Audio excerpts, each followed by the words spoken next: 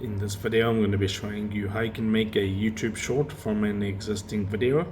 So I'm going to open up YouTube. Let's just say it's this Bigfoot got armed video.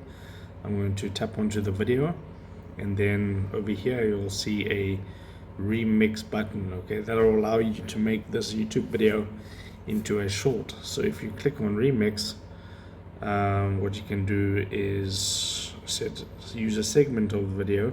Okay, that'll go to the shorts, and this is going to be you can select what segment you want and then click on done. Okay, that's just processing, but I don't want to actually post this. Okay, so I'm going to cancel that, and that'll go to the short section. Okay, so delete this, but that's how you do it basically. So you click on remix and you can create a short. Okay, so if this helped you out, drop a like on the video and subscribe to this channel.